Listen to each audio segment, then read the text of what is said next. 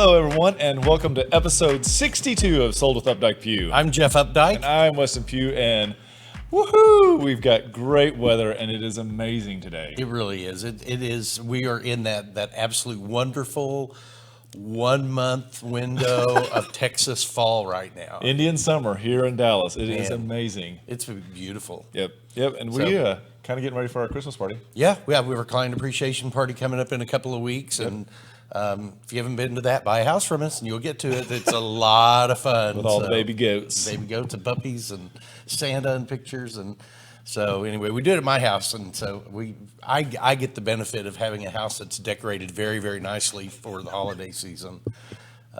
It's a lot of fun. So we were there at my house today working, pulling stuff out, but it's been a really busy week otherwise too. Yeah, it's been interesting because I feel like there's this push right now trying to get some stuff done before the end of the year. And I think that I put out 2 offers today. You got one executed, a lease on the way, and one of ours also went under contract that was brand new. So I think that it really, one of the things we always hear is like, how's the market? And I think at the end of the day, I think we like to reply back and say, the market's great if the condition and it's priced right.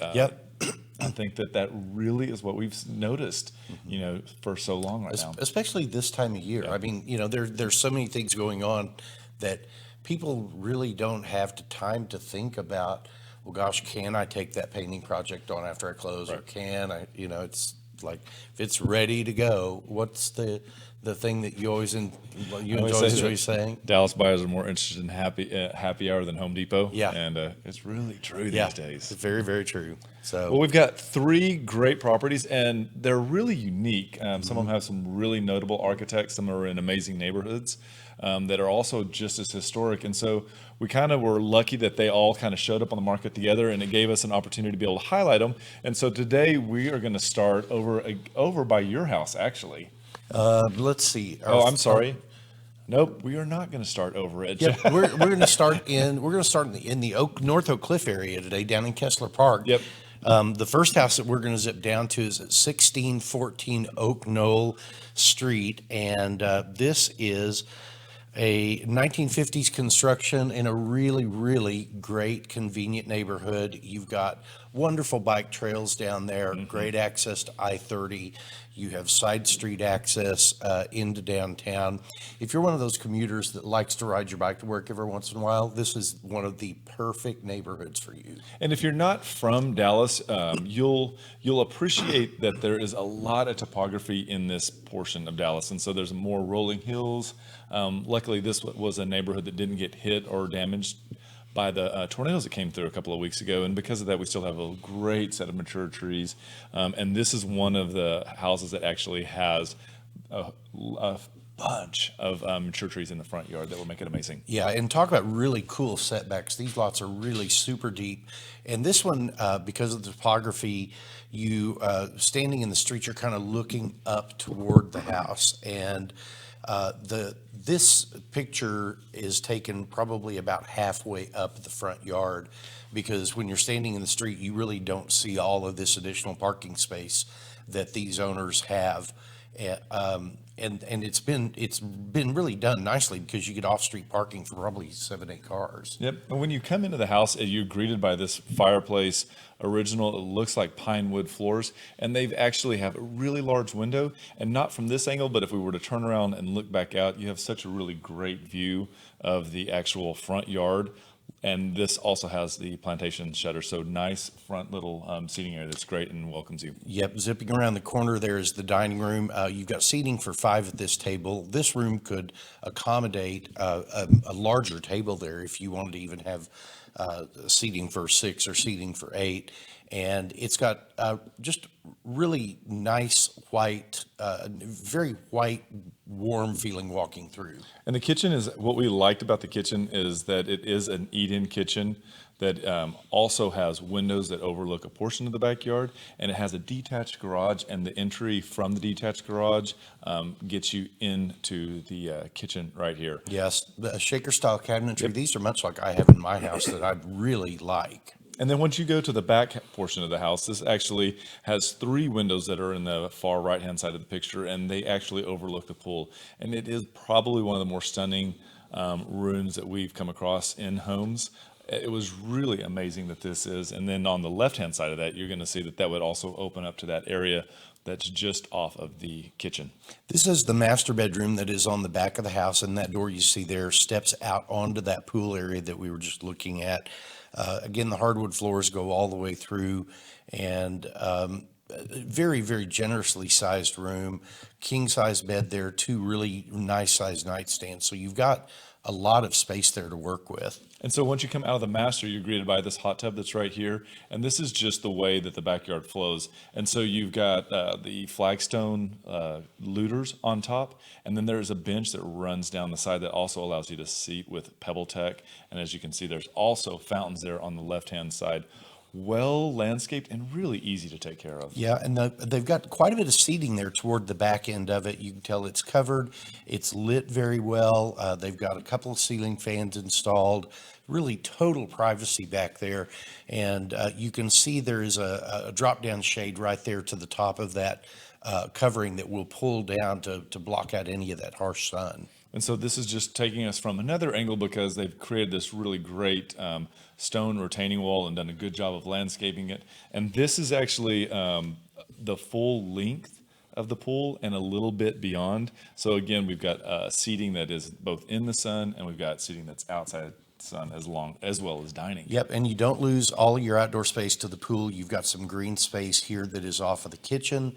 There's some, you can see where they move their charcoal grill up out of the way during this season, but there is room right outside the kitchen with a small porch before you get to the double wide driving room with the unattached garage. So this is 1614 Oak Knoll Street, and it's a 3-bedroom, 2-bath, and it is $649,900, which comes in at $320. And this one was brought to us by Jed Dupree. Thank you so much for allowing us to highlight your home. Yep, thank you, Jed. So we're going to stay in this neighborhood, and we're going to move down just a little bit, and we're going to 300 South Montclair Avenue. And this is a neighborhood that is one of those almost historic neighborhoods, given the number of bungalows, houses that were built in this era. It just repeats itself, and it's just amazing. Yeah, this is in the Winnetka Heights historic area, and the house itself is located just between 12th and Jefferson. So you've got really good access to pretty much anywhere you want to be in Oak Cliff. Hampton Road is just off to the west. That gets you very easy access to I-30. That's about a 20-minute trip from Love Field if you happen to be a commuter. You can really, I think some people, maybe if they're not from Dallas, could walk to Bishop Arts District. People in Dallas don't walk, so but you could certainly bike ride over there. It's a real convenient jog. So the house is actually built, let's see, it was built in 1911, and it is a Tahoe, California stone brick, and they're saying is one of the only ones. And it's amazing that you can tell that the owners of this home have like taken care and not discarded the actual bungalow styling. The actual light fixtures and the font that the addresses are in are also in this same vein, and it just really repeats itself so well. Yep, and this is one of 651 homes there in that Winnetka Heights neighborhood. And most of these homes have these really, they're all kind of, I call them front porch neighborhoods, because you've really got such a welcoming environment on the front porch. People do get out there and hang out and meet their neighbors and really enjoy outdoors with these. And then once you walk in, they've created a seating area, and you'll see that it has these amazing original beams that they've left and inserted can lights to kind of modernize it. And if you look at the actual fireplace that's right there, that is actual chip stone, and they've kept the original tile inside of it. So there's just a lot of heart in this home. Yeah, and there's a lot of woodworking that was from the original era of this home. I believe these windows are original. She told that we met the owner while we were there, and I think many of the windows throughout the home are original. It's one of those homes that they've done a lot to preserve. And as you'll see in the next image, this is going to be the actual dining room that they've set up. And this dining room is It is full of windows. And again, we've got the beams in the top. And if you look there on the left-hand side, those little half walls, those actually were original. And they also have bookshelves on the other side. So it's just a really good separation with a cause. They've done a really good job of making this home feel very, very open, which is, what draws a lot of people into the market today is they want the big island like this house has that opens to the dining room, that opens to the kitchen. And so you can really see almost from one end of the home to the other. Stainless steel appliances, really nice gas range, and very, very easy to live in. A lot of workspace, the farmer sink, which is very popular right now. You'll notice there's not any overhead cabinets over the stove area, but there are plenty of them over on the other side of the kitchen. So they've done a great job again by hiring the design team. I think it was Bill Gates that came through and did this work. Bill Cates. And if you go into the back of the house, this is going to be a second living room, and off of this, you're going to have another area. But this is again a great example of how they've interpreted the space from the 1911 and made it so today. And again, the furnishings continue to make this home feel that much more charming. Yeah, this back section of the house she was telling was added in the 1930s. And a really interesting thing that she pointed out that I wasn't aware of is that in the main portion of the house, they built the main portion of the house with oak flooring, and then they built later portions of the house using a pine flooring, which just because it's a less expensive product to use. And so if you're looking for a house that has a lot of low maintenance, this would definitely be one of the houses that I'd want to consider because they don't have a bunch to do in the backyard. They have Japanese maples and they have it landscaped quite well, but the majority of it is going to be with the decking here. And then you'll also have a detached garage. So this house just from front to back is an easy, over-the-top, charming home. 300 South Montclair Avenue, a 3-bedroom, 2-bath, 2-car garage, built in 1911. Such a historic charmer. $575,000, which makes it $265 a square foot. And we want to say thank you to Cynthia Payne-Drennan for letting us talk about her home today. Great home. I love that one. That's great. Front door to the back door. That was a great house. Yep. So now we're going to move over to where you are, and this is Yep. 5301 West Mockingbird Lane, and this is a house that I think maybe you only have been on the market twice. I think it's only been on the market twice that I can remember. And it's in one of the historic Greenway Park neighborhood, and it is amazing. This is one of those areas that is super easy to get around in. And if you don't know about this neighborhood, it is worth Googling or Wikipediaing and reading up on the history and what goes on behind this neighborhood. Would you like me to tell you about the history? Jeff, would you like to tell us? So I can tell you this about it. Greenway Parks was originally, they started building it in the 1920s. And it is one of those neighborhoods in Dallas that has a sample of probably everyone, not everyone, but many of the great architects from our neighborhood. It has O'Neill Ford's. The house we're talking about today is a Charles Dilsbeck. I think there is a Howard Meyer home that's in the neighborhood. There are Cliff May homes in the neighborhood. So it is just it's almost a collection of home art. And the deal with the construction is that the neighborhood was set up so that the actual garage is in the front of the house and your front door is actually around the park. And the deal is that Jeff just mentioned like the past neighborhood was a front porch neighborhood.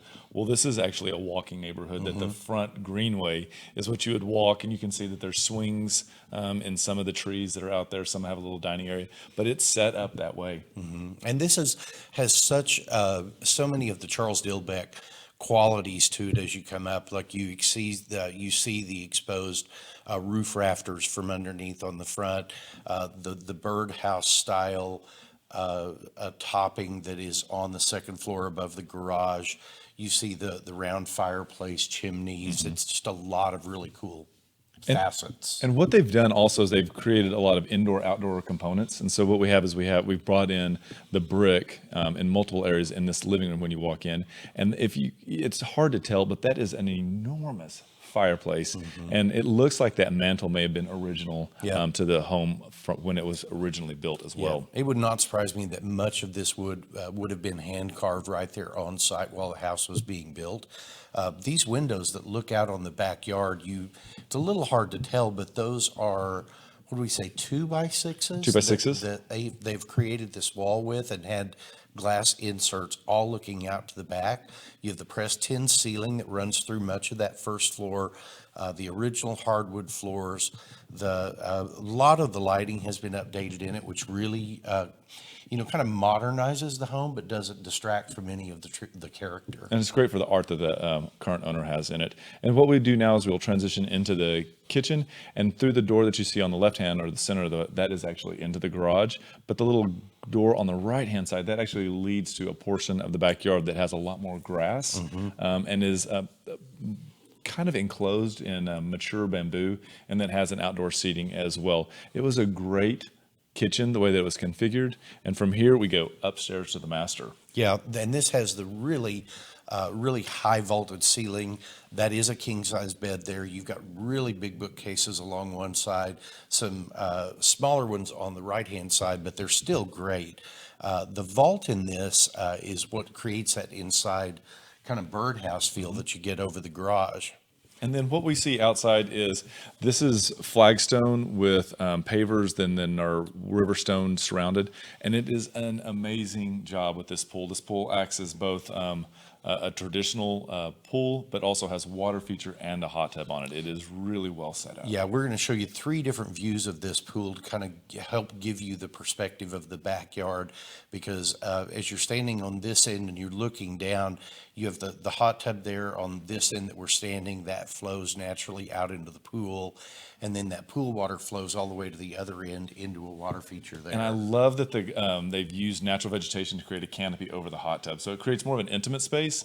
And this gives you a view from it square on. And if you look past the little umbrella that's closed, the little striping right there is a retracted canopy that actually extends and creates a covering over that seating area. So you really have the ability to use this in almost any weather, whether it's hot or whether it's raining. This is one of those year-round pools. Yep. And all of this, while you've got all of this right in your backyard, through one simple gate, you get to walk out into the Greenway Parks area just beyond. That is the real call of the neighborhood to all of these homes in that neighborhood. And take a walk around the neighborhood and meet your neighbors and Yep. talk to your old neighbors. So 5301 West Mockingbird Lane, such a great, super prominent corner, 3-bedroom, 2-bath, 1,949 square feet, built in the 40s, priced at $749, which is about $384 a square foot. It's a great value for a home that you get this kind of history and depth and character with. And we want to say thank you to Cynthia Bruner for letting us show her home today. And the co-agent is Bo Parker, and she was instrumental in helping us get into that as well. So thank you, ladies, both. It was a wonderful home, and we hope that you enjoyed it. A lot of fun in those houses today. They're great houses. I love it when we get to tour houses that you don't typically get to see because they haven't been on the market for so long. Yep. And so it's really eye-opening. And then when you walk into them and they've kept the integrity of what the original architect had in plan, it's really nice. Yep. Well, we'll be back in just a moment. There are lots of ways to keep up with us. Visit and like our Facebook page to watch us live and get updates about future show topics. Also, visit our Instagram page where you can see the latest homes that we have for sale. You can also check out our website at updikepugh.com, where you can create customized searches of active and sold homes that you find of interest. If you're interested in how much your home is worth, visit homeprice.fyi and you can get a price instantly. Just enter your address and a couple of pieces of information about your home, and we will email you a price. Last of all, you can reach out to us by phone or text at 214-377-2223. Hi, welcome to Sold with Updike Pugh, and I'm Jeff Updike. And I'm Weston Pugh. And we're talking this afternoon about myths about selling your home during the holidays. It's an interesting time because, people are just have a lot of questions, whether they're doing the right thing, bringing it on, and there's this apprehension. And so we kind of wanted today to come on and talk to you a little bit about what our real life experiences are during the seasons. Yep. So jumping right into them. The first one is there are no serious buyers during the holidays. Well, I think our activity level this week would Alone. indicate otherwise. Yeah. Yeah. Things happen real estate happens because of all of the big things, mostly happen because of all of the big things in life: birth, death, marriage, divorce, job change, kids moving out, kids moving in, going away to school, all of those things. And those things all continue. Yeah. Life doesn't stop just because we get towards the holidays. And one of the things that in new home sales that we used to always say was that bad weather and the holidays were indicative of a real buyer coming through, because nobody's out just kicking tires. Yeah. That they're actually out there doing something serious. So if it was raining and I had open houses, I was loving it, because you knew that the minute that person walked through that they were serious about buying. And I think that we see the same with even the buyers that we're representing right now. I mean, they are hustled and they are ready to make commitments. Yeah. So it's kind of helped us to show urgency, and that we're really going through it with some of these offers that we've made this week. Yeah, and one of the, if we're kind of just moving forward into the next one of the other myths that we see out there is that there's so much for buyers to choose from at the end of the year. And that's a tough one. Inventory does get a little bit lower right now. And it's not a bad thing, but the deal is that just means that there's less competition for you as a seller. And so if you're working and we help you get it to where it shines like a little diamond, it makes a lot of difference, because it may not take as much effort in a heavier season when a lot of people are on the market. I went back and looked at the number of homes that were new homes that were coming on the market in November of 18 compared to June of 18, and November of 17 to June of 17. And there were 22 to 24% fewer homes that were coming on the market during this period. So it's not that, all you have left is to choose from is what everybody else didn't want. There are reasons that people put their homes on the market right now. Yeah. And they're motivated to do it. I mean, the inverse of what you were just saying about, buyers coming out during the weather, sellers don't put their houses on the market during Christmas just because they want to. They do it because there's a real motivation for them to sell. Yep. And the other thing too is that when it gets really down to those core days during the holidays, your home doesn't have to be on the market during that time. There are ways for us to create blocks and rules so that it doesn't show, and you are allowed to enjoy the holidays. So it's not as scary as what you think. Yeah. And, one of the other myths that I think we deal with out there is that, if you don't close on something in the spring, you lose all the benefits of your tax benefits by, waiting until the end of the year. And that is not true at all. No, as long as it's by before January 1. Yeah. And you get the benefit of as if you had been there the entire year. And that's key, especially if there's not a homestead exemption that existed because maybe you bought a house that was someone's second home, or maybe you bought a house that was actually flipped. You need to get into it so that you can get that homestead exemption. Yeah, and there's, even from an investor point of view, trying to get something on the books by the end of the year, you get to start picking up some depreciation the year of your purchase. You also get to write off many of the closing expenses that you have in that tax year, as opposed to waiting to the next tax year for that to happen. Yep, very good. And what's the next one? That there's no relocation buyers in the market this time of year. And that's again, that kind of goes back to the point you brought up earlier, and that life situations and jobs, they don't change, and they're always happening. And so we don't see that big of a change, because a lot of times January 1 is the start date for a lot of careers, and so they have to get in place and make some decisions for themselves. Yeah, moving, there's a period in there when nobody necessarily would choose to move around the holidays, but many times that's when companies want that to happen. And there's a period there where if you have children, the kids are going to be out of school.